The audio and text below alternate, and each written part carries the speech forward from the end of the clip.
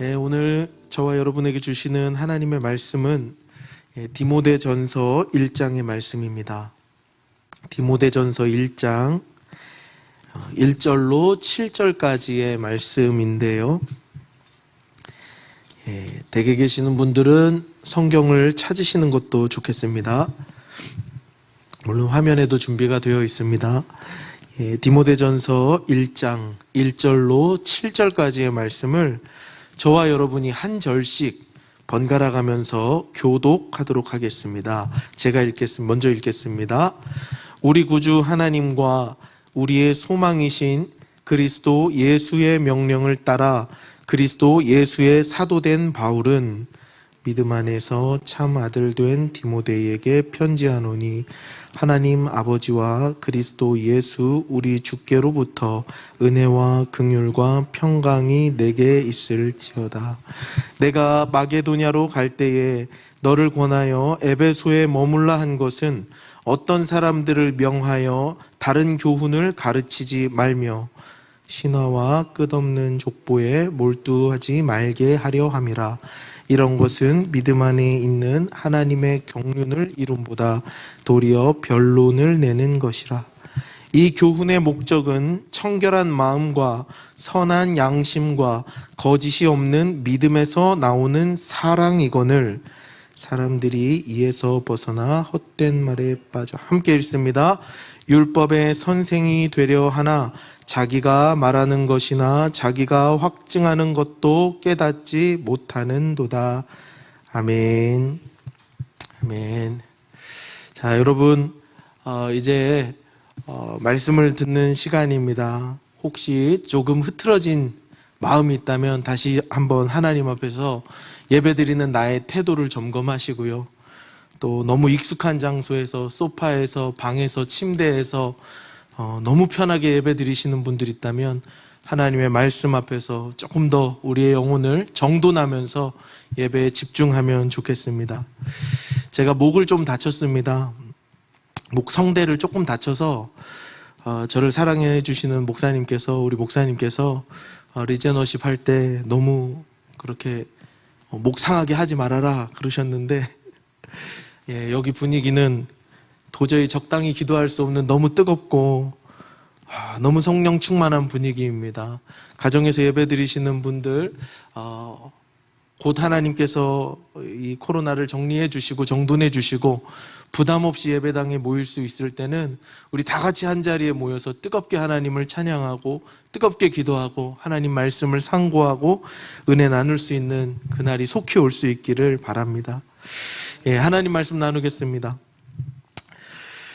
여러분, 미국의 3대 대통령 토마스 제퍼슨이라는 사람이 있는데요. 그 토마스 제퍼슨을 기리는 제퍼슨 기념관에 관한 이야기입니다.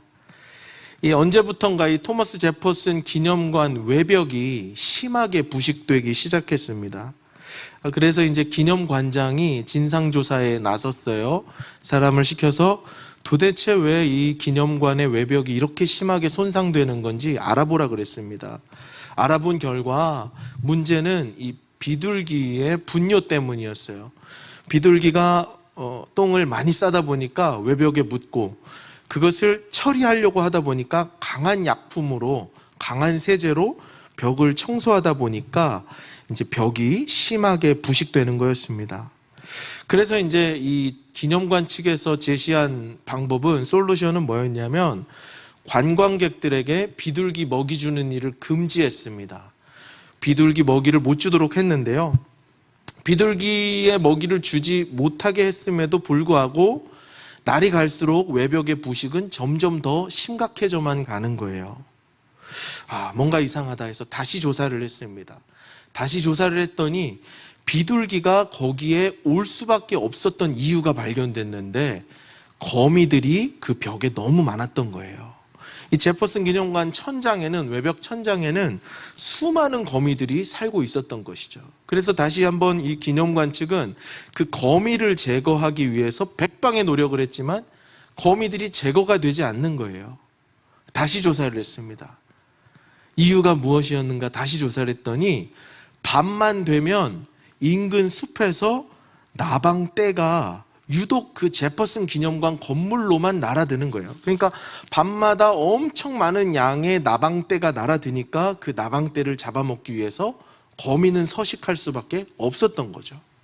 다시 조사를 했습니다. 도대체 이 나방은 왜 날아오는가?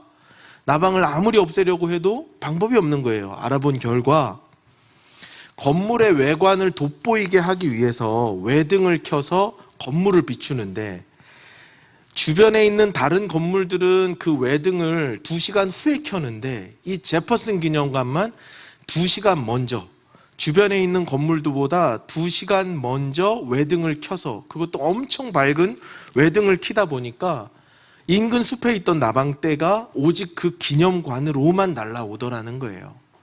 원인을 찾았죠. 그래서 그 외등을 2시간 후에 다른 건물들과 똑같은 시간에 켜기 시작하니까 나방이 분산되고 거미들이 서식지를 잃고 비둘기도 적게 날아오고 외벽의 부식이 해결되었다고 합니다. 자, 여러분, 기념관 측이 외벽의 부식을 막기 위해서는 조명부터 꺼야 했죠. 외벽 부식의 핵심 원인은 비둘기도 아니었고 거미도 아니었고 나방도 아닌 조명 때문이었습니다. 여러분, 우리는 문제가 생기면 현상에 집중하기 쉬운데요, 현상에 집중할 게 아니라 원인에 집중하고 그 원인을 다뤄내야 합니다. 문제의 표면적으로 드러난 현상을 다룰 것이 아니라 문제의 본질을 파고 들어가서 그 원인을 건드려야 해결이 되는 것이죠. 우리네 인생도 마찬가지고요, 여러분. 저와 여러분의 신앙생활도 마찬가지입니다. 문제가 일어나는 현상이 아닌 그 문제가 일어나고 있는 원인에 접근해야 하는 거예요. 여러분, 세상에 문제 없는 사람이 없듯이 이 땅에 존재하는 모든 교회에는 문제가 있습니다.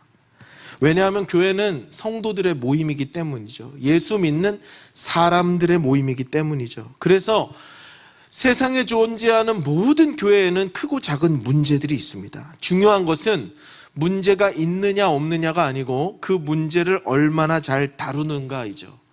그 문제의 원인을 얼마나 정확하게 진단하고 접근하고 다뤄내는가, 대응하는가, 이것이 중요한 것입니다. 여러분, 오늘 저와 여러분이 함께 읽은 이 디모데전서는요, 사도 바울이 에베소 교회를 목회하고 있던 디모데라는 이 영적인 아들에게 쓴 편지인데요, 이 디모데가 목회하고 있던 에베소 교회에도 문제가 있었습니다. 어떤 문제가 있었는가 하면, 에베소 교회에는 열심히 복음 전하는 복음 전도자 그룹 외에 다른 교훈을 전하는, 거짓 복음을 전하는, 복음을 왜곡하고 다른 교훈을 전하는 거짓 선생들이 있었다는 것이 문제였어요. 오늘날로 따지면 목사님, 또 목자장님들, 교사분들, 헌신하시는 분들이 열심히 복음을 가르치는데 한쪽 무리는 복음을 살짝 비틀어서 왜곡해서 거짓 복음을 가르치더라는 것입니다. 자, 여러분, 이 거짓 교사들은 왜 이런 일을 했을까요? 이 거짓 교사들이 드러내고 있는 문제는 무엇이었을까요? 표면적인 문제와 이면적인 문제, 내면적인 문제로 나눠서 생각을 해보려고 하는데요, 이 거짓 교사들 안에서 드러나는 표면적인 문제는 바로 이것이었는데요, 본문 3절과 4절의 말씀을 저와 여러분이 함께 큰 소리로 읽어보겠습니다. 시작. 내가 마게도냐로 갈 때에 너를 권하여 에베소에 머물라 한 것은 어떤 사람들을 명하여 다른 교훈을 가르치지 말며 신화와 끝없는 족보에 몰두하지 말게 하려 함이라. 이런 것은 믿음 안에 있는 하나님의 경륜을 이름보다 도리어 변론을 내는 것이라. 자, 거짓 교사들이 드러내던 표면적인 문제는 뭐였냐면 그들이 신화와 족보에 몰두하더라는 것이에요. 이 신약 성경에서 이 신화라는 말, 미토스라는 말은 공상적이고 참이 아니며 기만적이기까지 한 신념 체계를 부정적으로 묘사하는 단어입니다. 그러니까 공상적인 신념 체계에 이 사람들은 집중하고 있었어요. 또 족보는 무엇인가?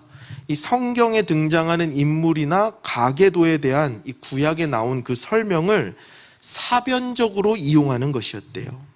그러니까 이 거짓 교사들은 이런 신념, 거짓된 신념과 또 사변적인 것에 몰두하고 있었던 거죠. 그래도 이게 이해가 잘 안 되죠. 그런데 이들이 집중하고 있었던 신화의 내용이 무엇이었는가, 족보의 내용이 무엇이었는가 구체적으로는 알기 쉽진 않지만 이것이 무엇에 반대되었는가는 우리는 알 수 있습니다. 방금 읽은 4절의 말씀을 보면 그들이 집중하고 있었던 신화와 족보는 하나님의 경륜을 이루는 것에 반대해 있었어요. 자, 경륜은 또 무엇인가 조사를 해보니까요, 하나님의 계획 정도로 이해하면 쉬울 것 같아요. 인간의 역사 속에서 나타나는 하나님의 질서정연한 구원의 계획이라는 뜻을 가지고 있답니다. 그러니까 이 거짓 선생들이 집중하고 몰두했던 거는 신화와 족보인데, 신화와 족보에 집중하면 집중할수록 하나님의 구원 경영, 하나님의 경륜, 하나님의 계획과는 멀어지는 것이었어요. 정반대되는 일이었죠. 사랑하는 여러분, 여러분들은 여러분들의 삶을 향한 하나님의 완전한 계획이 있다는 것을 믿으십니까? 저와 여러분, 그리고 이 땅의 모든 교회들, 세계 역사를 운행하고 주장하시는 하나님의 그 완벽한 구원 경영의 손이 있다는 것을 믿으시죠? 하나님이 나의 인생을, 나의 교회를, 세계와 열방을 붙들고 계신다는 그 사실을 우리는 믿습니다. 이것이 진리이죠. 그런데 이 에베소 교회의 거짓 교사들은 하나님의 구원 경영과는 대척점에 있는, 정반대에 있는 신화와 족보에 몰두했다는 것이 이들의 표면적인 문제점이었습니다. 그런데요, 여러분, 이런 신화와 족보에 몰두하는 행위는 2000년 전 에베소 교회에만 있었던 것은 아닌 것 같습니다. 오늘 우리에게도 똑같은 신화와 족보의 유혹이 있어요. 하나님의 구원 경영보다 더 집중하게 만드는 허탄한 신화와 끝없는 족보 논쟁은 21세기를 살아가는 우리에게도 있습니다. 하나님 없이 인생을 살아가고자 하는 모든 고민들, 하나님의 계획과 상관없이 나의 방법대로 인간적인 노력으로 살아가고자 하는 모든 계획과 모든 방법들이 바로 21세기의 허탄한 신화라고 할 수 있겠어요.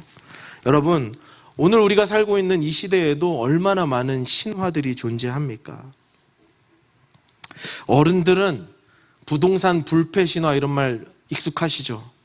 대한민국은 아직도 부동산 불패 신화가 있습니다. 부동산에 투자하면 결코 망하지 않는다는 그 신화 말이죠. 절대로 손해보지 않는다는 것입니다. 부동산에 투자하면 내 재정은 안전할 것이다, 신화죠. 최근에는 이 젊은 사람들을 중심으로 주식 불패 신화가 또 형성된 것 같아요. 코인 불패 신화가 형성된 것 같습니다. 그런데 여러분, 부동산과 주식, 코인이 정말 우리의 성공을 보장해 줍니까? 어림없는 소리입니다. 허탄한 신화 같은 이야기죠. 공부하는 학생들과 학부모들에게는 학점의 신화가 있습니다. 학벌의 신화가 있어요. 학벌이 좋으면 내 인생이 밝을 것이라고 전망하고 기대하고 살아가죠. 그래서 어떤 이들은, 혹은 많은 이들이 병적으로 학점에 집착하면서 살아갑니다. 꿈을 쫓아 살아가는 학생들을 만나기는 하늘의 별 따기고, 입시 제도 속에서 살아남으려고 생존 경쟁하는 전사들만 가득한 것 같아요. 그런데 어른들, 우리 잘 생각해 봅시다. 이제 학창시절을 수십 년 전에 보낸 어른들 생각해 보세요. 정말 인생이 성적순으로 결정됩니까? 인생의 행복이, 또는 인생의 부와 귀가 성적으로 결정됩니까? 아니잖아요. 신화입니다. 우리 청년들은 어떨까요? 청년들 철밥통 신화가 있습니다. 대기업, 공기업, 공사, 공무원, 이거 다 신화죠. 얼마 전까지 구급 공무원 시험을 준비하는 분들의 경쟁률이 100대 1이었다는 소식, 여러분들도 뉴스에서 많이 들으셨죠. 대기업에 다니는 제 친구의 이야기를 들으니까 대기업 평균 나이가, 대기업에 일하시는 모든 분들의 평균 나이가 30대 초반이래요. 가면 갈수록 없는 거예요. 그리고 평균 퇴직 나이는 40대 초반이라고 들은 적이 있습니다. 여러분, 철밥통이 정말 우리의 모든 것을 보장해 줍니까? 조금만 미래를 내다보고 조금만 현상을 분석해 보면 이거 다 쓸데없는 신화라는 거 너무 잘 알아요. 그냥 하나의 직업일 뿐이에요. 철밥통은 없습니다. 그 신화예요, 신화. 여러분, 이런 모든 것들, 하나님의 구원 경영, 하나님의 완벽한 계획을 대적하는 것으로 하나님의 계획보다 우리가 더 신뢰하고 붙잡는 것이 있다면 그건 21세기의 신화예요. 하나 더, 우리가 하나님보다 더 붙잡고 있는 연줄이 있다면 그 21세기의 끝없는 족보 논쟁입니다. 내가 이 사람에게 줄 잘 서면 내 인생 풀리겠거니. 여러분, 그런 생각 하시죠? 내가 김 부장님에게 줄을 서야 될까? 이 부장님한테 줄을 서야 될까? 내가 김 교수님 줄을 서야 될까? 박 교수님 줄을 서야 될까? 쓸데없는 소리입니다. 하나님의 완전 무결한 경륜, 우리의 인생을 하는 하나님의 완전 무결한 그 계획, 그리고 그것을 하나님의 뜻대로 실행해 나가시는 하나님의 능력, 그것을 바라봐야 하는 것이죠. 여러분, 하나님이 우리의 인생을 모르시겠어요? 하나님이 저와 여러분의 됨됨이를 모르시겠냐고요?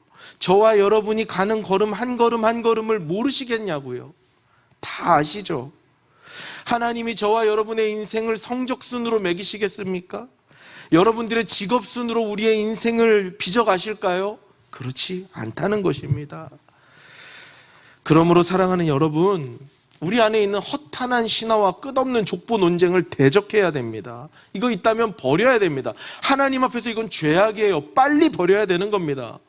끝없는 족보 논쟁을 버리고 오직 하나님의 완전하신 계획, 하나님의 경륜, 그것을 믿고 신뢰해야 하는 것이에요. 하나님께서 나의 인생을 계획하신다, 하나님께서 나의 인생을 이끌고 계신다 하는 이 사실을 굳건히 붙잡고 나아가는 저와 여러분 될 수 있기를 주님의 이름으로 축복합니다. 가정에서 예배드리시는 분들은 자녀분들이 옆에 있다면 축복해 주십시오. 하나님의 너의 인생을 붙들고 계신다, 이렇게 인사하면 좋겠습니다. 하나님이 당신의 인생을 붙드십니다. 예, 여러분, 신화와 족보 던져 버립시다. 과감하게 던집시다. 그건 썩은 동아줄이에요. 자, 그렇다면 에베소 교회의 거짓 교사들의 표면적으로 드러나는 문제는 신화와 족보였어요. 그들이 몰두하고 있었던, 이건 마치 제퍼슨 기념관의 외벽 부식의 현상과 같은 거죠. 그렇다면 이들이 내면에서 가지고 있었던 표면적으로 드러나는 것의 원인이 되었던 그것은 무엇이었을까요? 오늘 본문에서 이 에베소 교회 거짓 교사들의 내면에는 심각한 영적 허영심이 있었다고 고발하고 있습니다. 우리 7절의 말씀을 같이 한번 읽어보도록 하겠습니다. 본문 7절인데요. 한번 읽습니다. 시작. 율법이 선생이 되려 하나 자기가 말하는 것이나 자기가 확증하는 것도 깨닫지 못하는도다. 에베소에 있는 거짓 교사들은 그들의 내면에는 더 깊은 원인, 잘못된 영적인 원인이 있었는데 그것은 영적 허영심이 있었다는 거예요. 영적 교만이죠. 그들은 율법의 선생이 되고 싶어 했습니다. 사람들에게 뭔가 하나님 말씀을 가르치면서, 사람들에게 뭔가 진리를 가르치면서 진리를 선포하면서 선생 노릇을 하고 싶어 했어요. 남들에게 어쩌면 성경을 잘 아는 사람이라고 인정받고 싶었는지도 모르죠. 남들에게 저 사람은 정말 말씀에 해박한 사람이야, 저 사람 뭔가 도가 통한 사람이야, 저 사람 뭔가 진리에 깨어있는 사람이야, 이런 이야기를 듣고 싶었는지도 모릅니다. 그런데 그들의 치명적인 약점은 무엇인가 하면 자기가 하는 말을 자기가 깨닫지 못하는 거예요. 뭐라고 블라블라 많이 떠들고 율법에 대해서 이야기하는데 오늘 본문이 고발하는 건 뭐냐면 그 사람들은 자기가 하는 말을 이해하지도 못하고 떠들어댄다는 거예요. 그들이 확신에 차서 말하는 것조차도 그들이 깨닫지 못한다고 오늘 본문은 그들을 고발하고 있습니다. 그들은 예수님 말씀처럼 맹인이면서 맹인을 인도하는 악한 사람들이었죠. 여러분, 가르치기 이전에 반드시 선행되어야 할 게 있습니다. 무언가를 가르치기 이전에 반드시 선행되어야 할 것은 무엇이냐면 학습이에요. 배울 학, 익힐 습. 머리로 배우고 익히는 것은 몸으로 하는 건데요. 가르치기 전에는 반드시 학습이 선행되어야 합니다. 여러분, 머리로는 배울 수 있습니다. 성경에 대해서도 머리로 누구든 배울 수 있습니다. 조금만 노력하면 성경에 대한 해박한 지식을 얼마든지 얻을 수 있습니다. 특별히 요즘은 정보가 무제한으로 공유되는 시대잖아요. 유튜브만 검색해서 들어가 보세요. 세계 최고의 신학자, 세계 최고의 석학들이 유튜브를 합니다. 무료로요. 얼마든지 배울 수 있습니다. 노력만 조금 하면 성경에 대한 최고 인류 지식을 얼마든지 쌓을 수 있어요. 그런데 문제는 뭐냐면 그것을 내 몸으로 익히는가가 문제죠. 하나님의 말씀은 머리로 배우는 게 아닙니다. 하나님의 말씀은 반드시 몸으로 익혀야 하는 진리인 것이죠. 내가 아무리 대단한 진리를 머리로 깨달았다고 해도 그것이 내 몸으로 실천되지 않고 내 삶에서 사라지지 않는다면 그건 내가 깨달은 진리가 아닌 거예요. 머리로 깨달은 말씀이 내 가슴으로 내려와서 내 가슴을 뜨겁게 하고, 내 가슴이 뜨거워졌다면 이 감격에만 멈춰 있을 것이 아니라 내 손과 발로 살아내야 그 말씀이 진짜 내가 깨달은 말씀이 되는 거예요. 여러분, 하나님의 말씀을 가르치는 자들은 특히 더 그렇습니다. 만약 율법의 선생이라고 하면서 율법을 외치면서 그대로 살지 못한다면 하나님 말씀을 모르는 사람이죠. 거짓 선생일지 몰라요. 삶으로 배우고 깨닫고 익혀야 돼요. 율법의 선생이 되고자 하는 자는 먼저 그 율법을 삶으로 부딪히고 경험적으로 알아야 하는 거예요. 그래서 율법의 선생이 되는 일은 너무나도 어려운 일입니다. 너무나도 괴롭고 힘든 일이에요. 성경은 곳곳에서 선생이 되지 말라는 경고의 말씀을 여러 차례 하고 있는데요. 마태복음 23장 8절에 이런 말씀이 있는데 제가 읽겠습니다. 마태복음 23장 8절인데요. 그러나 너희는 랍비라 칭함을 받지 말라. 랍비 선생이죠. 너희 선생은 하나요? 너희는 다 형제니라. 예수님 말씀이에요. 고린도전서 4장 15절엔 이런 말씀이 있습니다. 그리스도 안에서 1만 스승이 있으되 아버지는 많지 아니하되 그리스도 예수 안에서 내가 복음으로써 너희를 낳았습니다. 스승이라고 자처하는 사람들은 여럿 있다는 거예요. 그러나 아버지로서 정말 그 아들을 사랑하고 자녀를 사랑하고 몸으로 그 자녀를 낳은 아버지처럼 그런 사람들은 없다는 것이죠. 마지막 경고의 말씀이 가장 무서운데요. 야고보서 3장 1절입니다.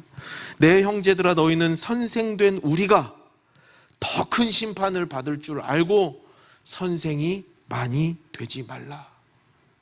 엄청 우리에게 경각심을 일으키는 말씀이죠.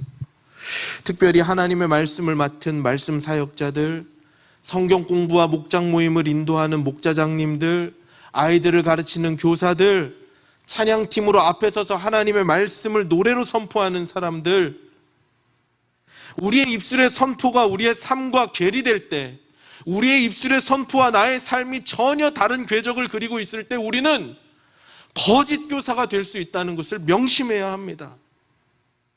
선생된 우리들에게 더 큰 심판이 있을 것이라는 이 하나님의 엄중한 경고의 말씀을 두렵고 떨리는 마음으로 받아야 하는 것이죠. 여러분, 에베소에 있던 거짓 교사들은 그 내면에 이 영적 허영심이 가득했던 거예요. 그들의 영적인 허영심을 채우기 위해서 율법의 교사가 되고자 했습니다. 알지도 못하는 얘기, 잘 정립되지도 않은 사변들을 늘어놓으면서 착한 교인들을 속이고 있었던 거죠. 혼란스럽게 했던 거죠. 자기들은 그렇게 살지도 못하고 자기들은 그렇게 행하지도 못하면서 율법의 짐들만 계속해서 성도들에게 얹어주는 거예요. 제가 신대원 3학년 때 설교를 배우는데 설교학 시간에 교수님께 정말 제 내면 깊은 곳에서 우러나오는 질문을 하나 한 적이 있어요. 저는 제가 하나님 앞에서 제 모습을 성찰할 때, 그때 제가 아동부 전도사였거든요. 우리 아동부 아이들보다 나은 게 없다고 정말 제가 정직하게 고백하는 사람이었거든요.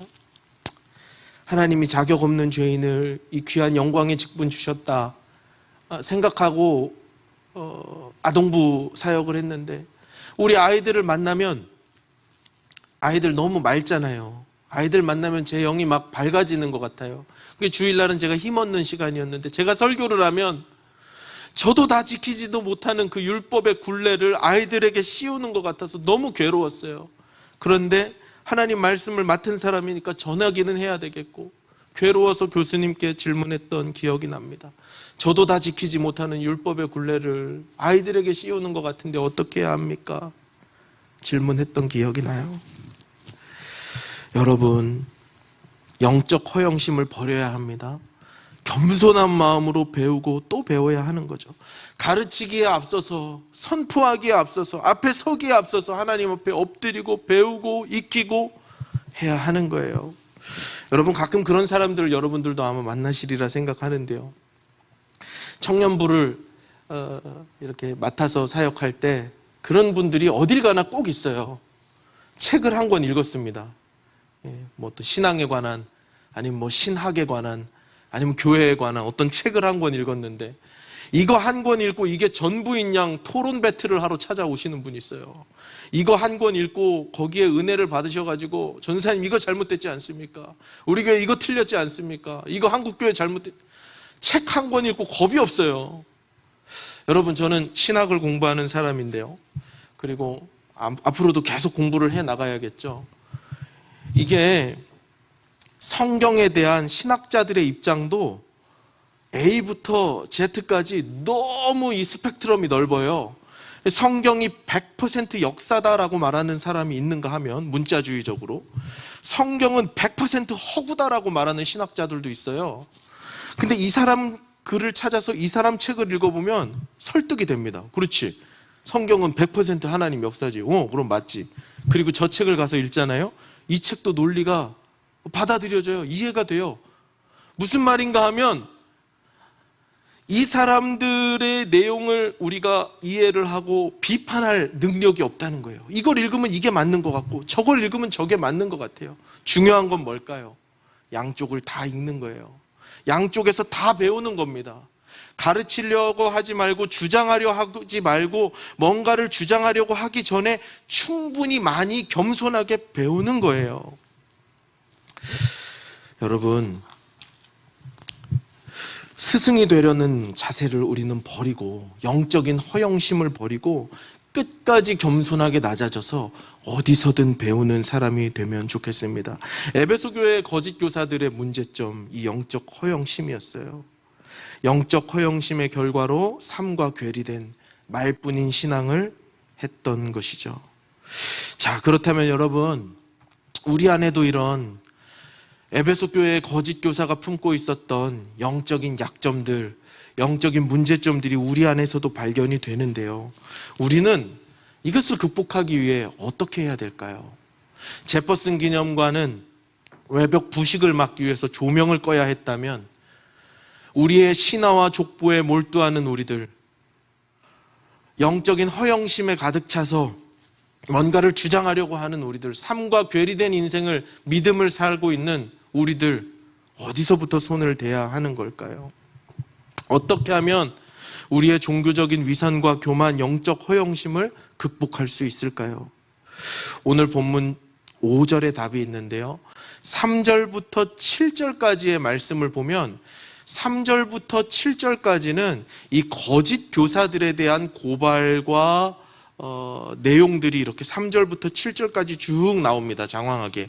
그런데 3절과 7절 정 가운데 5절에 이런 말씀이 있습니다. 5절 한번 같이 읽어보겠습니다. 시작. 이 교훈의 목적은 청결한 마음과 선한 양심과 거짓이 없는 믿음에서 나오는 사랑이거늘. 자, 3절부터 7절까지는 거짓 교사들에 대한 서술이었어요. 근데 거짓 교사들의 서술과 고발 한중간에 이 교훈의 바른 목적에 대해서 선포합니다. 이 구조는 우리에게 많은 걸 이야기해 주는 건데요, 주고 있다고 생각하는데요.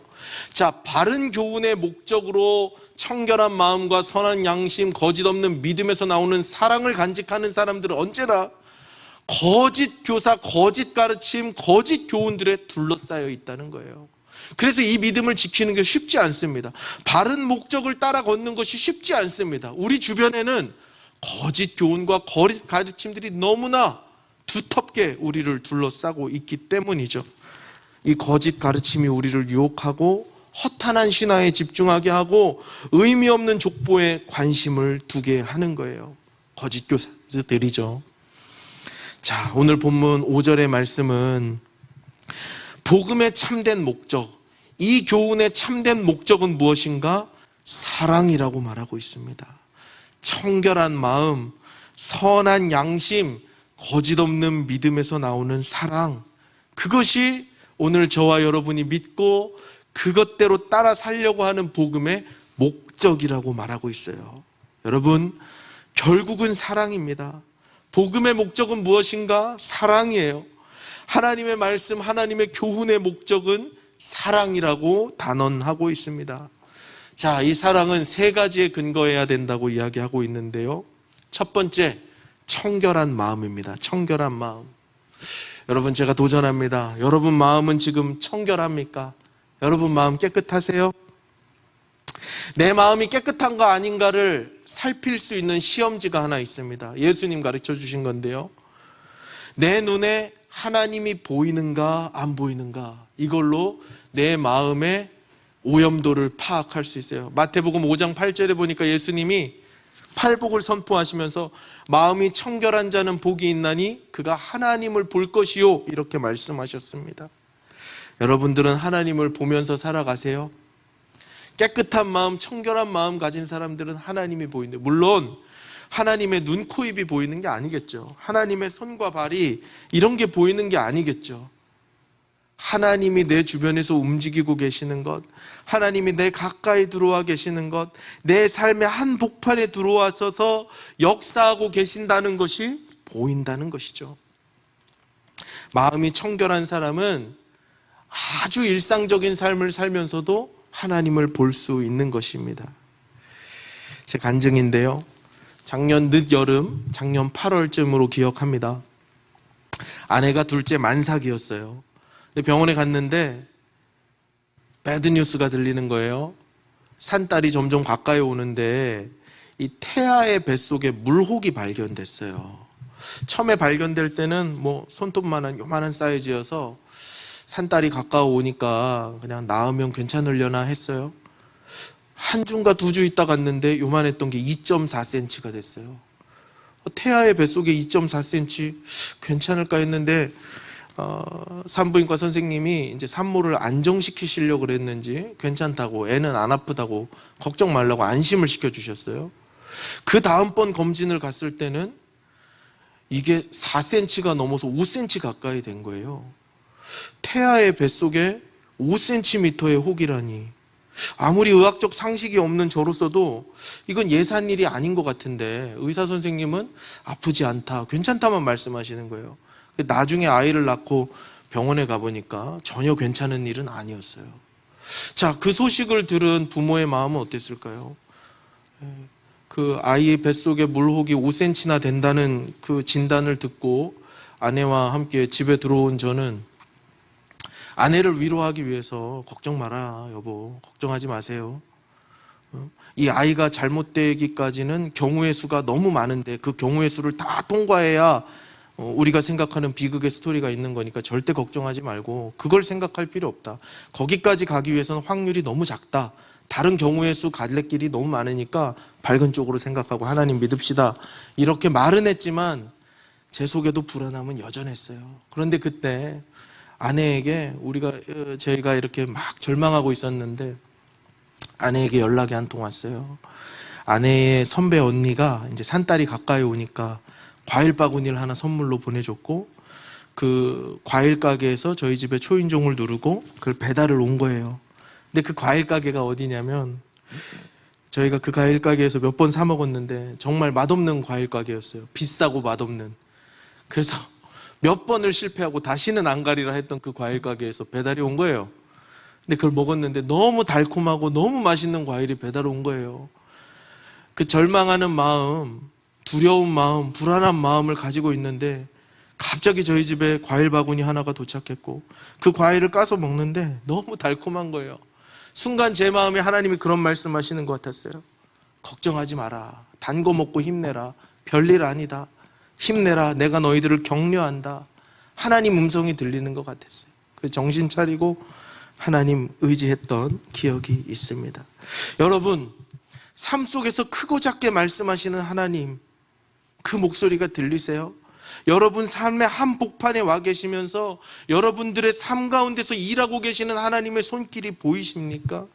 마음이 청결한 사람, 청결한 마음으로 사는 사람은 그 하나님을 바라볼 수 있고, 그 청결한 마음으로 사는 사람은 그 하나님의 아름다움을 바라보기 때문에 하나님을 사랑할 수밖에 없는 것이죠. 두 번째, 이 사랑은 선한 양심에서 나와야 한다고 합니다. 선한 양심에서 사랑이 출발한대요. 양심은 무엇인가? 많은 분들이 이 양심은 하나님이 사람의 마음에 심어두신 경찰이라고 말해요. 인간들에게 두신 경찰. 양심이 있는 사람, 선한 양심을 가지고 있는 사람은 최소한 죄가 죄인 것을 압니다. 내가 죄를 지으면 두려운 마음과 수치심을 느끼는 게 인간의 마음이, 양심이 살아있는 사람입니다. 그런데 죄를 지어도 수치를 모르는 사람이 있어요. 죄를 지어도 두려운 줄도 모르고 죄를 지어도 수치심이 없는 사람들이 있어요. 심각하게 잘못된 사람들이죠. 극단으로 가면 사이코패스가 됩니다. 이런 사람들은 격리돼야 되는 사람이죠. 양심의 화인을 맞은 사람들이에요. 양심이 굳어버린 것입니다. 양심이 굳어진 사람들에게는 율법이 필요해요. 죄가 죄인지 모르는 사람들에게 죄가 무엇인지를 가르쳐주기 위해서 율법이 존재하는 거고요. 그것에 대한 이야기가 8절부터 11절까지, 오늘 읽진 않았지만 나오거든요. 8절부터 11절까지 읽어보면 다양한 죄인들의 목록이 나오는데, 아버지를 죽인 자, 어머니를 죽인 자, 살인한 자, 인신매매하는 자, 끔찍한 죄인들의 목록이 나오고 있습니다. 사회적으로 이런 사람들은 처벌받고 격리돼야 되는 대상이죠. 그런데 여러분, 영적으로 죄를 짓고도 무감각하다면 우리는 선한 양심을 잃어버리고 양심에 화인 맞은 사람들이 될 것이에요. 선한 양심이 있다면 죄를 미워합니다. 선한 양심이 있다면 죄를 거부합니다. 죄가 주는 유혹이 달콤하고 죄가 주는 유혹이 나를 기쁘게 할 것 같고 나에게 만족감을 줄 것 같지만, 그래서 때로는 죄에 걸려 넘어지기도 하지만, 선한 양심이 있는 사람은 죄가 죄인 줄을 아는 거예요. 죄를 짓는 순간 하나님 앞에서 두려움과 부끄러움, 수치심을 느끼는 것이죠. 사랑하는 여러분, 여러분들은 죄에 대해서 얼마만큼 민감하십니까? 너무 반복적으로 지었던 죄악이라 하더라도 반복적으로 지으면서 넘어질 때마다 가슴 치면서 아파하는 선한 양심이 살아 있습니까? 살아 있어야 돼요. 여러분, 죄에는 절대 익숙해지면 안 됩니다.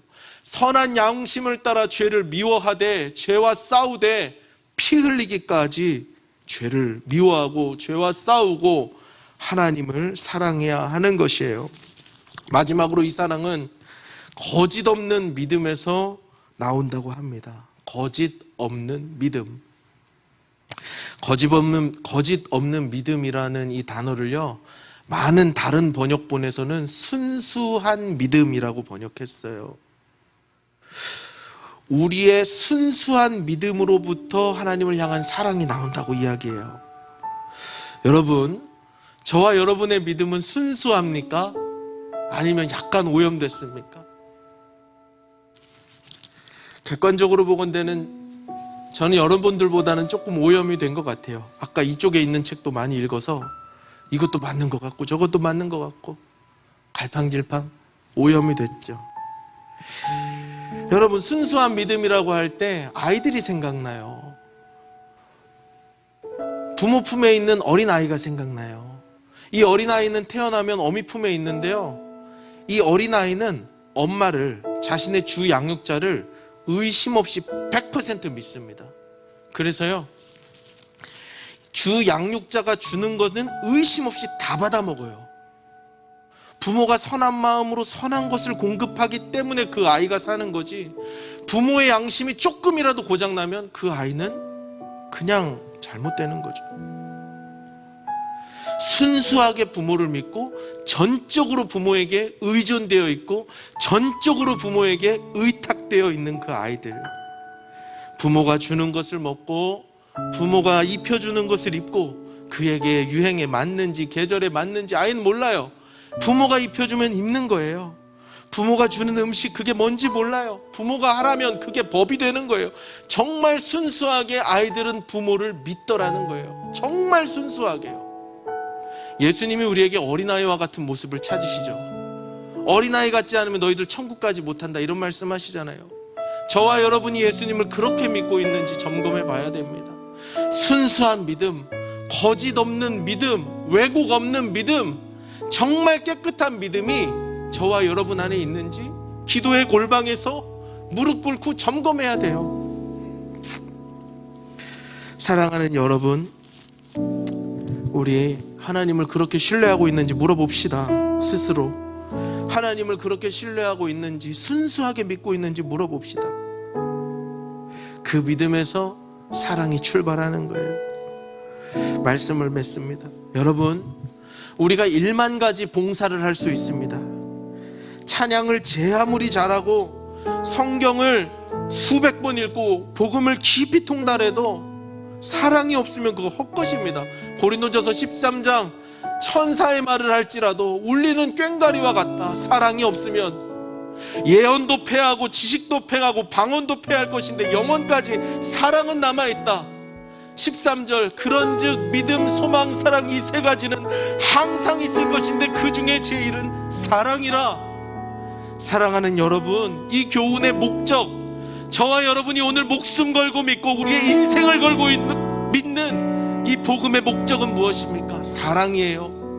하나님을 사랑하는 것, 또 내 이웃을 사랑하는 것, 하나님 창조하신 피조 세계를 사랑하는 것, 그 이상도 그 이하도 아닙니다. 사랑하는 여러분, 저와 여러분의 신앙이 깊어가면 깊어갈수록, 저와 여러분의 신앙의 연수가 더해가면 더해갈수록 우리 하나님 더 깊이 사랑하는, 또 내 형제 더 깊이 사랑하는, 아니 지금 내 옆에 있는 내 가족 더 사랑하고, 내 목장 식구 더 사랑하고, 우리 청년부 식구 더 사랑하고, 내 옆에 있는 가까이 있는 그 친구 더 사랑하는, 사랑을 배우는 예수님 닮은 사람들, 사랑 가득한 사람들, 저와 여러분 될 수 있기를 간절히 원합니다.